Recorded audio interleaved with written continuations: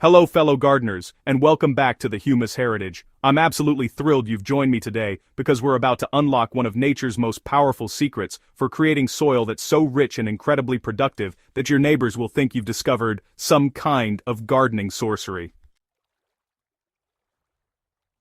If you've ever walked along a riverbank after the waters receded and noticed how lush the vegetation grows there, or wondered how ancient civilizations along the Nile or Euphrates rivers produced abundant harvests year after year without synthetic fertilizer, then you're in exactly the right place.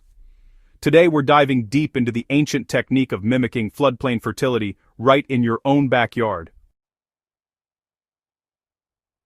For thousands of years, floodplains have been nature's most productive growing zones, and there's a profound reason why. When rivers overflow their banks during seasonal floods, they bring an intricate mixture of fine mineral sediments, decomposed organic matter, and beneficial microorganisms that create biological gold.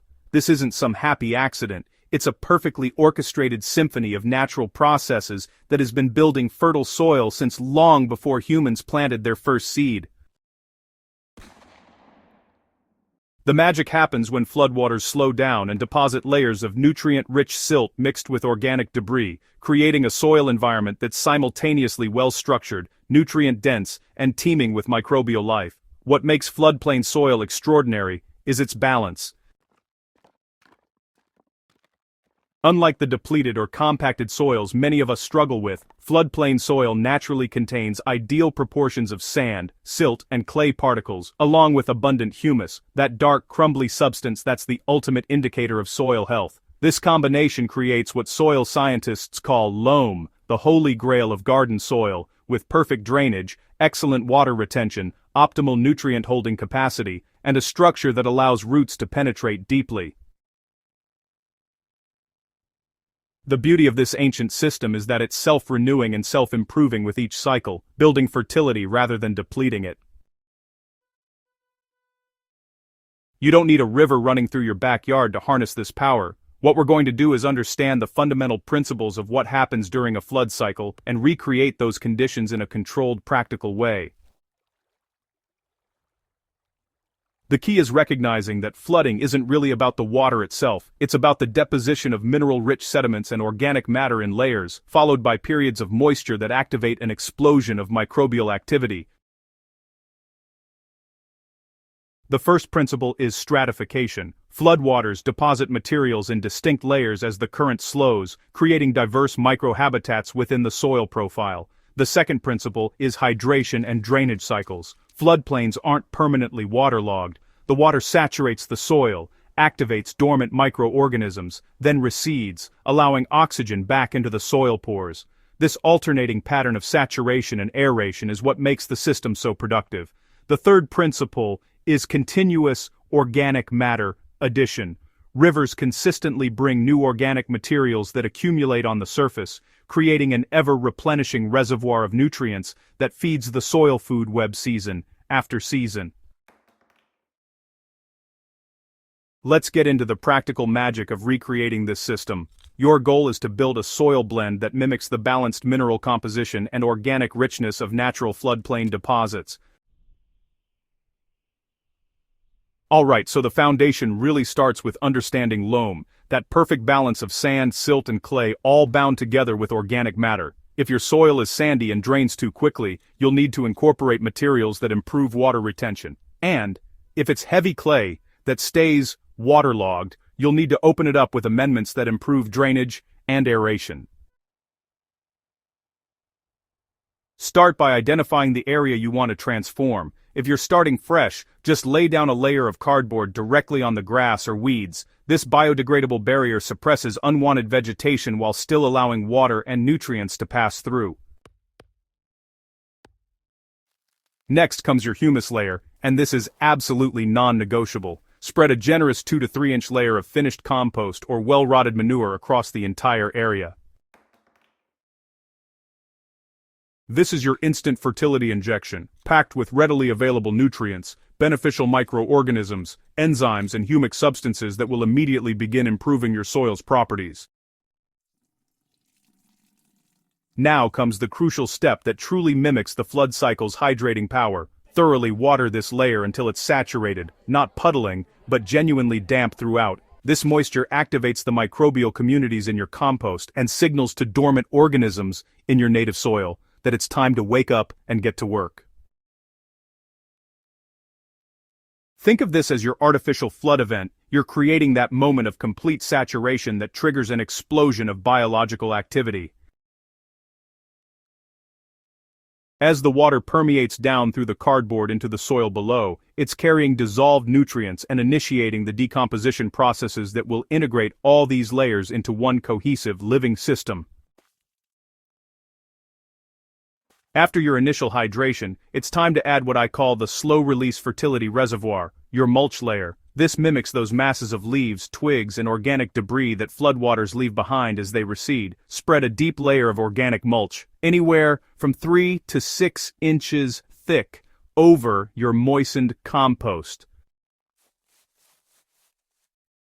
You can use shredded leaves, straw wood chips, grass clippings, or ideally, a mixture of different materials. Each type of organic matter breaks down at different rates and contributes different nutrients. Wood chips provide long-lasting structure and slowly release carbon. Leaves break down more quickly, feeding the next generation of plants. Straw helps retain moisture while adding trace minerals. This diversity ensures there's always something decomposing, always something feeding your soil community. The magic lies in what happens next. As you maintain consistent moisture through the growing season, keeping things evenly damp like a wrung-out sponge, the microbial populations in your soil will explode. Bacteria, fungi, protozoa, earthworms, and countless other organisms will begin breaking down that organic matter into simpler compounds, then into humus, creating stable, long-lasting fertility. You're not just adding nutrients, you're building soil structure, improving water-holding capacity, and creating the kind of rich, dark, crumbly earth that plants absolutely thrive in. The maintenance is actually simpler than conventional gardening. The cardinal rule is to avoid tilling or excessive soil disturbance. Every time you turn the soil, you're disrupting fungal networks, destroying soil structure, and exposing organic matter to oxidation. Instead, embrace the no-till philosophy. Each year, especially in fall, simply add a fresh layer of organic mulch to the surface, another 3 to 4 inches of shredded leaves, compost, or whatever organic materials you have available. This annual addition mimics the recurring flood deposits, constantly replenishing your soil's organic matter reserves.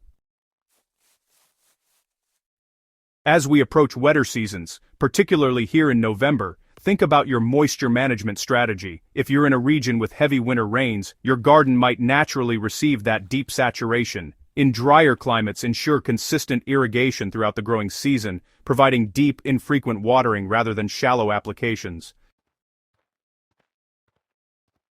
Over time, you'll notice your watering needs actually decrease as your soil's organic matter content builds and its water-holding capacity improves.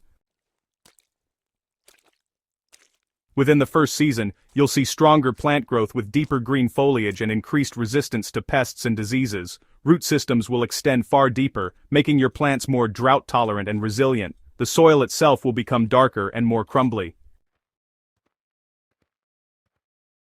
Earthworms, those wonderful little creatures. They'll move in by the thousands, creating channels that improve drainage while depositing their nutrient-rich castings. It's like having a tiny army working tirelessly beneath the surface.